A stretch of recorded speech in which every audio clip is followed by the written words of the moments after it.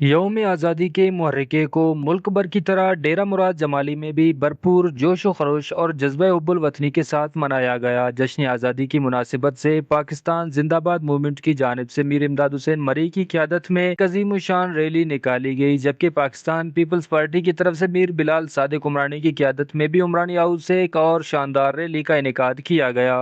ریلیوں میں عوام کی بڑی تعداد نے شرکت کی۔ شرکاء نے ہاتھوں میں سبز ہلالی پرچم تھام رکھے تھے، سینوں پر پاکستانی بیجز آویزاں تھے اور فضا پاکستان زندہ باد کی فلک شگاف نعروں سے گونج اٹھی۔ ہر چہرے پر خوشی، ہر آنکھ میں امید اور ہر دل میں وطن سے محبت کا جذبہ نمایاں تھا۔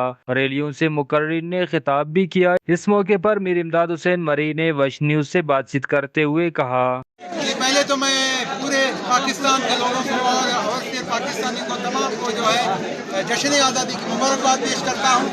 اور آج جو ہے کثیر تعداد میں، ہزاروں کی تعداد میں آج میری قیادت میں جو ہے ریلی نصیرہ ہمارے ہاؤس سے نکل کر جو ہے اللہ والے چوک پر پریس کلب پر پہنچی، وہاں پر تقریر بھی ہوئی اور تمام شرکاء نے شرکت کی اور یہ پیغام دیا کہ بلوچستان کے کونے کونے میں جشن ہو رہے ہیں، کونے کونے میں ریلیاں نکل رہی ہیں۔ یہ حب وطنی کا ایک ثبوت ہے۔ ہم تمام بلوچ اپنی پاک فوج، اپنے اہم ادارے اور پاکستان کے ساتھ ہیں۔ پاکستان ہے اور ہم ہیں۔